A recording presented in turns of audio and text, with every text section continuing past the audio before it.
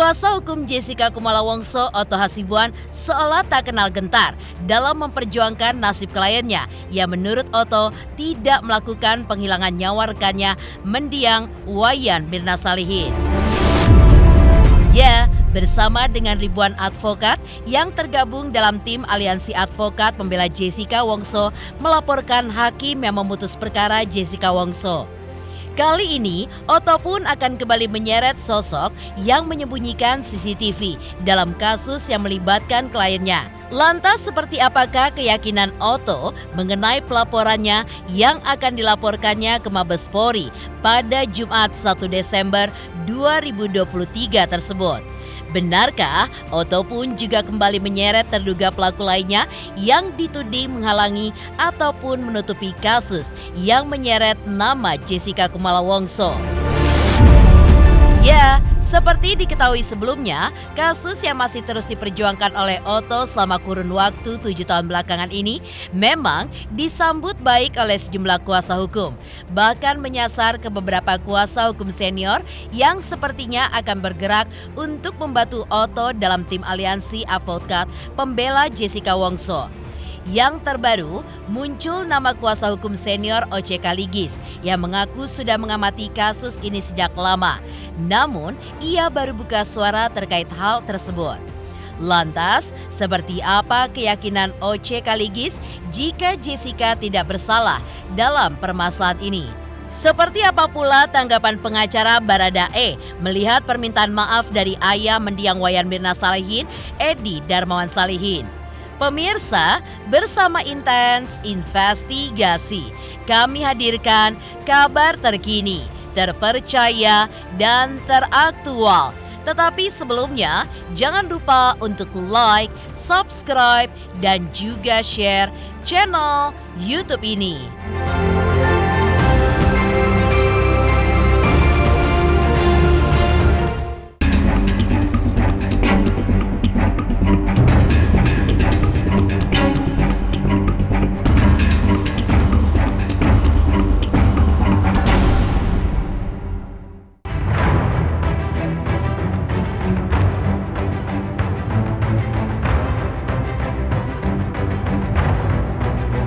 Kehebohan kasus kopi sianida yang menewaskan mendiang Wayan Mirna Salihin dilakukan oleh rekannya Jessica Kumala Wongso hingga saat ini masih belum menemukan titik terang.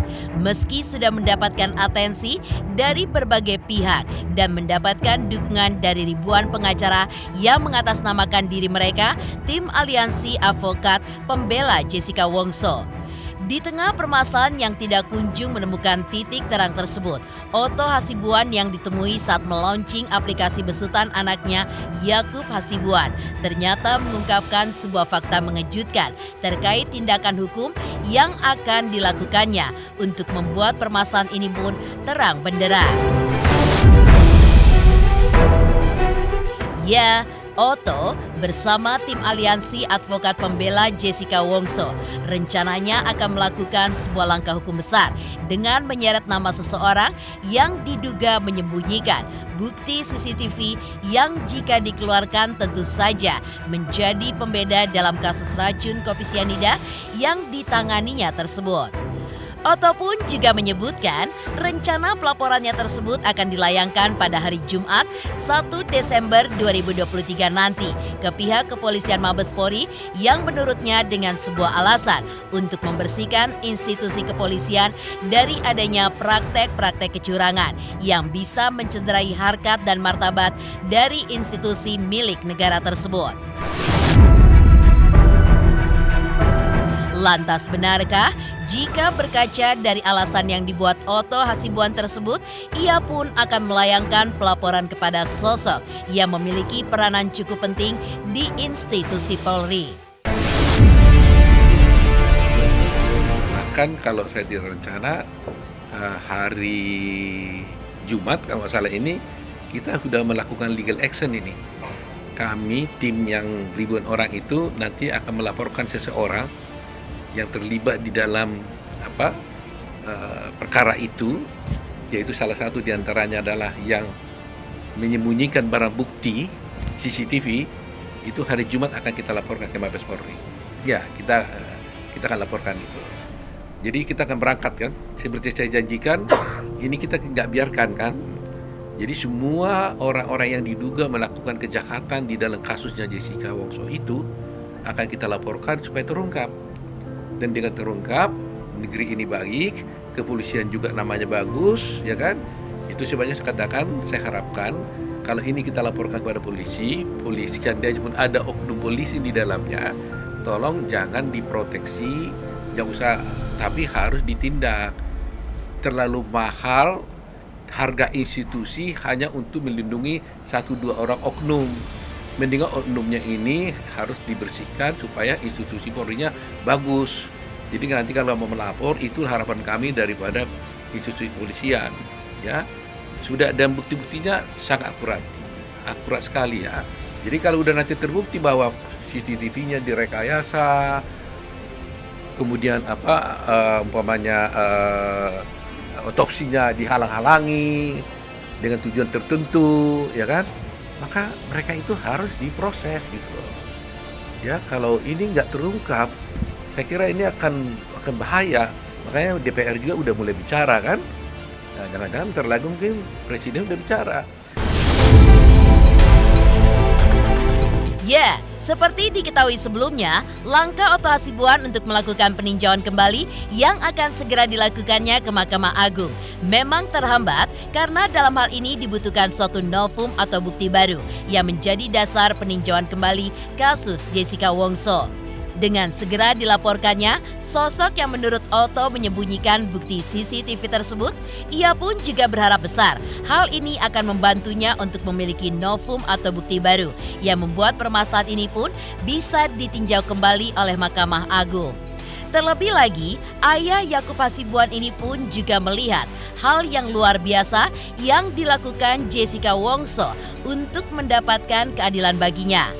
Lantas, seperti inilah saat Otto Hasibuan bergetar menceritakan pengalaman kliennya Jessica Wongso yang sepertinya dipaksa untuk mengakui perbuatannya yang membunuh rekannya mendiang Wayan Mirna Salihin.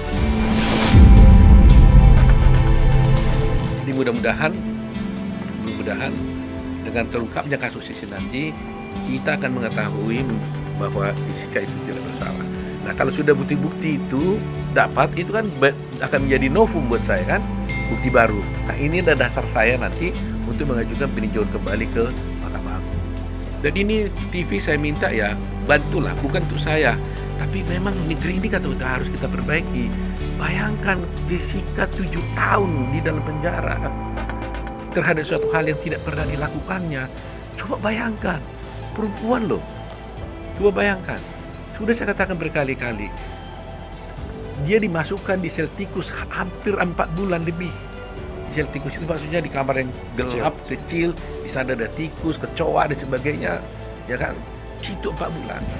Dan saya mendengar informasi dari wawancara daripada mantan kepala tahanan, paling lama orang dimasukkan situ 4 hari. Teroris, dan ngaku. 4 hari itu udah ngaku. Biasanya 1 hari aja udah ngaku. Ini 4 bulan Jessica di dalam sel tikus itu nggak ngaku. Bayangkan saja tuh. Bandit besar dimasukin ke situ ngaku. Tapi ini nggak ngaku. Dan sampai sekarang 7 tahun dia di dalam penjara. Dia tetap ngaku. Saya tawarkan supaya dapat gerasi. Dia bilang, kalau gerasi gimana? Karena saya bilang bahwa kamu harus ngaku. Dia bilang, saya nggak mau. Kalau gerasi itu kan kamu bisa bebas, Jessica, dia bilang.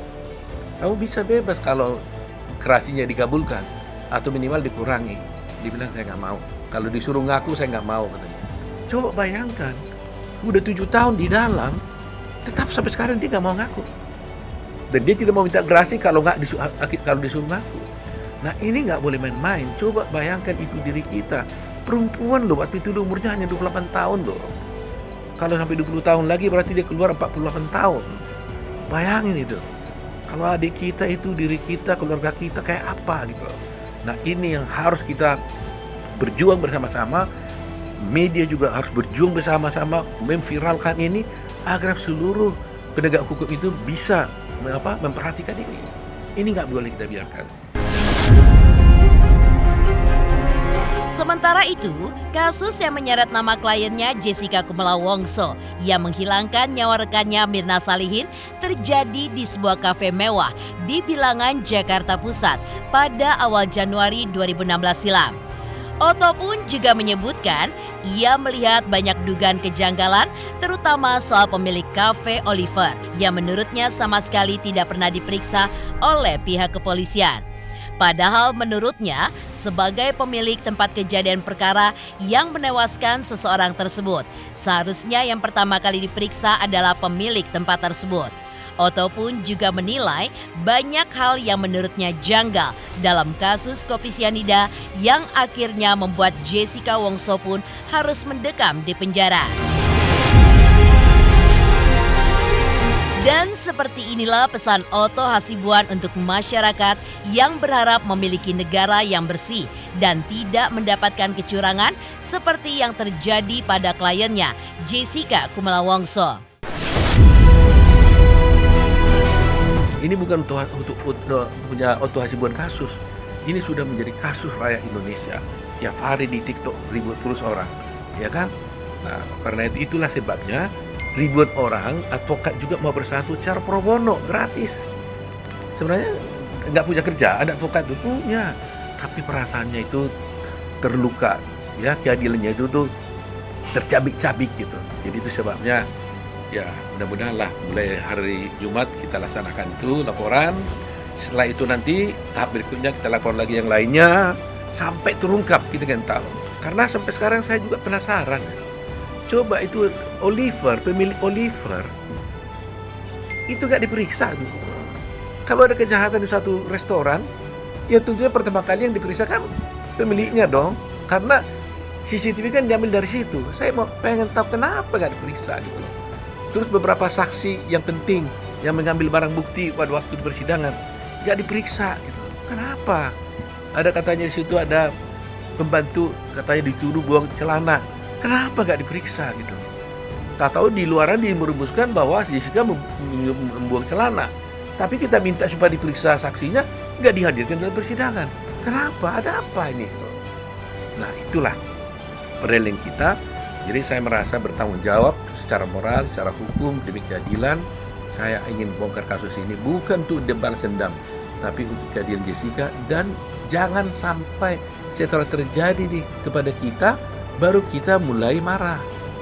Ya, itu yang saya inginkan dalam bangsa Indonesia ini.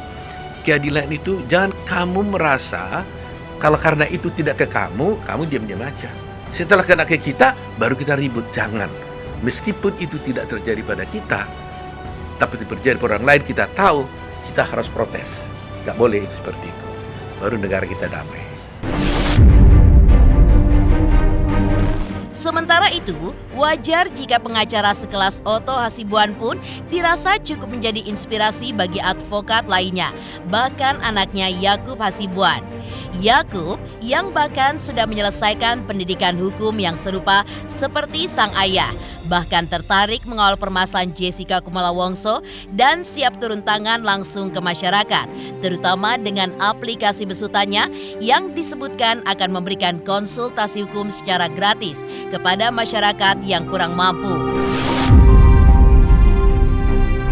Apakah lawyering ini benar nggak sih untuk saya? Apa jangan-jangan saya suka sekolah hukum, ujung-ujungnya jadi businessman, jadi politis, jadi politikus, jadi yang lain-lain. Ternyata dari kasus Jessica itu makin semangat, harus memperjuangkan keadilan.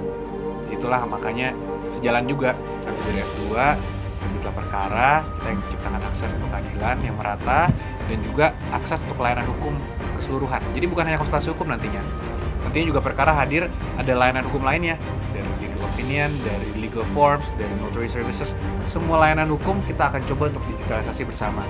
Maka tadi happy juga dengar dari ada support dari Pak Menteri juga, Pak Menpora juga, dari BPH juga hadir tadi, dari Kemenkumham yang secara gamblang menyatakan bahwa bagaimanapun juga jangan hanya konsultasi, yang lainnya mau walaupun berbayar harus ditawarkan. Karena itu yang membuat platform ini sustainable.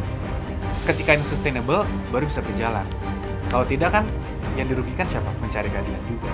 Itulah mindset cara pikir yang mau kita rubah, sehingga nantinya legal services apapun itu akan kita coba digitalisasi. Lantas, seperti apa sikap pengacara kondang OJK Ligis ketika menilai kasus Jessica Kumala Wongso? Benarkah ia pun juga akan turun gunung bersama ribuan advokat yang tergabung dalam tim aliansi advokat pembela Jessica Wongso? Pemirsa Intens Investigasi, jangan lupa saksikan terus Intens Investigasi setiap hari Senin sampai dengan Jumat, tayang 5 kali sehari, yaitu pada pukul 11 siang, 12 siang, 3 sore, 5 sore, dan 6 sore. Dan Sabtu, tayang 3 kali sehari, pukul 11 siang, 3 sore, dan 6 sore. Tentunya hanya di YouTube channel.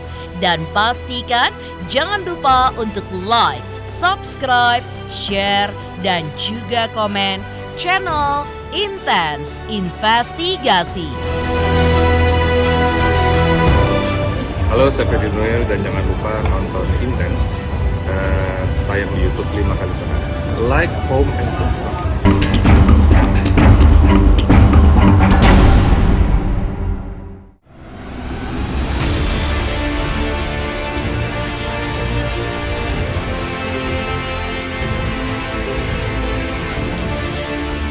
Ya, seperti diketahui sebelumnya, ribuan pengacara yang turut berpartisipasi di bawah naungan Otto Hasibuan membentuk tim aliansi advokat pembela Jessica Wongso dan agaknya membuat advokat lainnya seolah ikut tergerak.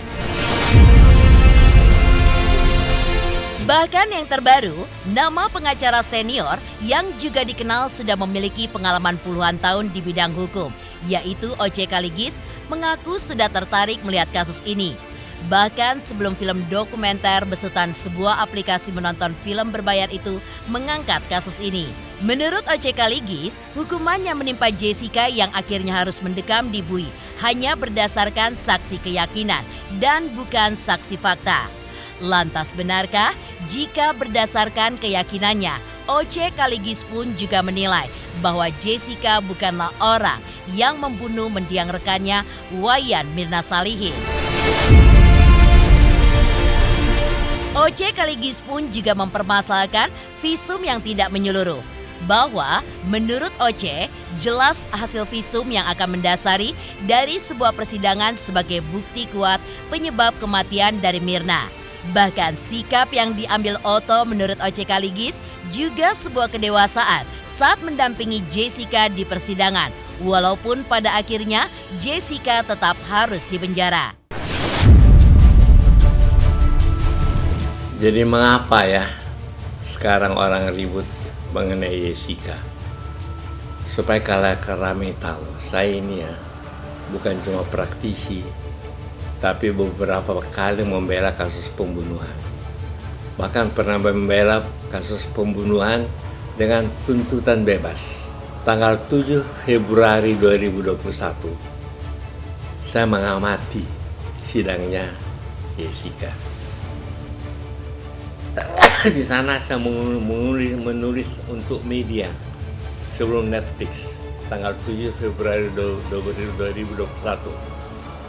Judulnya mengenang 5 tahun kasus pembunuhan Jessica Kumala Wongso terhadap Wayan Mirna Salihin. Saya mulai tertarik pada waktu itu karena seorang hakim yang memutus memberikan nasihat kepada si Jessica. You ngaku aja deh, dia bilang, lebih baik ngaku. Saya kok rasa aneh. Jessica dengan tegas mengatakan dia bukan pembunuh. Kenapa hakim yang memutus masih memberikan komentar yang demikian? Yang pasti mereka memutus bukan karena saksi fakta, tapi karena saksi keyakinan. Bukan karena, gampang kok, kalau saya periksanya si Jessica, apakah saudara melihat Jessica menuangkan cyanida di gelas Mirna? Pasti dia jawab, sama sekali tidak, karena saya tidak ada di tempat. Tapi penggiringan opininya begitu luar biasa, sehingga semua orang percaya apa yang dia katakan benar. Inilah kalau terjadi katakanlah pengadilan media. mengenyampingkan toh saksi fakta di bawah sumpah yang diucapkan mereka di pengadilan, dan bukan cuma satu saksi loh, bukan satu pendapat, 3-4 pendapat ahli profesor yang mengatakan bukan Jessica jadi bukan Jessica yang menaruh atau yang memberikan gelas di itu sambil kan masalahnya sekarang dia minum. Masalah utama, terdapat nggak cyanida di lambungnya? Saya jawab tidak, berdasarkan pendapat ahli. Jadi Jessica mesti bebas. Sementara itu, yang cukup menghebohkan dari permasalahan ini adalah terkait otopsi menyeluruh kepada tubuh mendiang Wayan Mirna Salihin pada saat itu. Banyak simpang siur yang menyebutkan jika tidak perlu dilakukan otopsi secara menyeluruh karena sudah ditemukan racun yang membuat Mirna meregang nyawa. Sedangkan dari keyakinan yang lain juga termasuk OCK Ligis, ia pun berpendapat jika tidak dilakukan otopsi secara menyeluruh. Lantas, bagaimana cara mengetahui hal yang menyebabkan mendiang Mirna meregang nyawa? Terlebih lagi, OCK Ligis pun juga menyinggung jika hakim mengesampingkan saksi-saksi yang diberikan oleh kuasa hukum Jessica di persidangan pada saat itu, sehingga membuat permasalahan ini pun dirasanya cukup janggal. Lantas, bagaimanakah OCK Ligis ketika melihat kedewasaan pengacara Jessica Otto Hasibuan menghadapi permasalahan ini? Benarkah OCK Ligis salut dengan kedewasaan Otto Hasibuan? Ya memang mesti yang itu yang dia lakukan. Dia udah tuduh macam-macam, tapi hebat si Otto Hasibuan. Dia punya kepala dingin, mukanya nggak berubah, dia dengan tenang menjawab. Itu kedewasaan seorang pengacara. 1000 perkara selalu pembunuhan mulai dengan otopsi visum et repertum. Sekarang kan mengenai barang itu ada di lambung atau tidak, masa dikatakan tidak perlu? Itu kan masuk pembuktian, Pak. Bagaimana mengadili pembunuhan tanpa pembuktian, dan pembuktiannya di otopsi, Pak. Nah, kemudian datang Dr. Jaya yang 30 tahun mengenai cyanida. Pertanyaan saya, waktu kejadian ya, tanggal 6 Januari itu, apakah ada yang tahu mengenai cyanida? Saya terus terang sebagai, katakanlah, praktisi yang biasa toh membela perkara pembunuhan, baru kali itu saya dengar cyanida. Nah, saya perhatikan ketika kelas selesai dibawa ke dapur, dicuci. Karena untuk tamu yang lainnya. Jadi saya pikir kok setelah 70 jam tidak dilakukan katakanlah otopsi, dan yang melihat di lambung bahwa tidak ada cyanida adalah Dr. Jaya. Katakan aja bahwa pendapat dari Dr. Jaya mengenai cyanida palsu, masukin ke penjara. Jangan berkeliling-keliling di keyakinan-keyakinan. Sementara itu, pengacara Deoli Payumara juga mengomentari terkait permintaan Edi Darmawan Salihin sebelumnya. Benarkah Deolipa pun juga menilai jika permintaan maaf tersebut diduga untuk menyembunyikan sesuatu dengan langkah proaktif? Pemirsa Intens Investigasi, jangan lupa saksikan terus Intens Investigasi setiap hari Senin sampai dengan Jumat, tayang 5 kali sehari, yaitu pada pukul 11 siang, 12 siang, 3 sore, 5 sore, dan 6 sore. Dan Sabtu tayang 3 kali sehari, pukul 11 siang, 3 sore, dan 6 sore. Tentunya hanya di YouTube channel. Dan pastikan jangan lupa untuk like, subscribe, share, dan juga komen channel Intens Investigasi.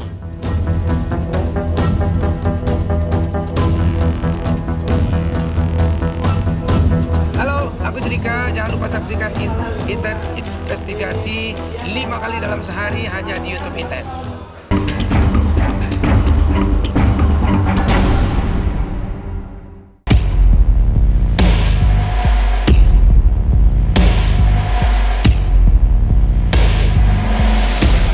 Seperti diketahui sebelumnya, Edi Darmawan Salihin, ayah mendiang Wayan Mirna Salihin, dalam pernyataan sebelumnya mengaturkan permintaan maaf kepada Otto Hasibuan.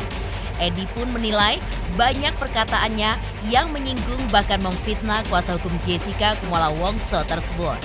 Lantas, seperti inilah analisa pengacara Deo Lipayumara melihat permintaan maaf Edi Darmawan Salihin.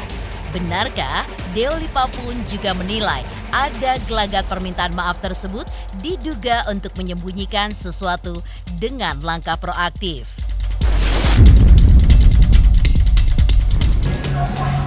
Pertama, saya mau izin dulu minta maaf ke Otto Hasibuan. Setelah saya pikir-pikir, ternyata lawyer Otto Hasibuan ini, Bapak Otto Hasibuan, itu orang baik. Meskipun saya suka ngomong-ngomong yang kurang baik terhadap beliau, tapi beliau nanggapinya luar biasa. Senior banget. Saya mohon maaf dalam hal ini, Pak Otto, maafin saya. Meskipun saya lebih tua dari Pak Otto lah umurnya. Cuman saya jadi malu seorang Pak Otto bisa memaafkan saya hal-hal yang saya ngomongnya tidak pantas. Dan hari ini mungkin terakhir saya keluar, kalau bisa terakhir lah, jangan ditambahin lagi nih ya. Saya mau minta maaf sama Pak Otto. Izinkan maaf saya supaya Pak Otto bisa memaafkan saya. Ayah Mirna itu siapa tuh namanya? Pak Edi. Pak Edi ya, Pak Edi Salihin ya. Dia minta maaf pada Pak Otto. Kita juga nggak tahu tuh maksud dan tujuannya apa minta maaf. Karena orang kalau minta maaf kan tentunya selalu ada kesalahan. Nah kalau nggak ada kesalahan kan kita bertanya-tanya. Tapi permintaan maaf ini dasarnya apa? Nah, kalau minta maaf tanpa dasar kan nggak masuk akal. Tiba-tiba saya minta maaf, tapi nggak masuk akal kalau nggak ada kesalahan. Atau pengen baik-baikan minta maaf. Jadi secara alam bawah sadarnya atau alam bawah sadarnya tidak ada kesalahan sehingga dia minta maaf. Itu kan persoalan kejiwaan psikis ya.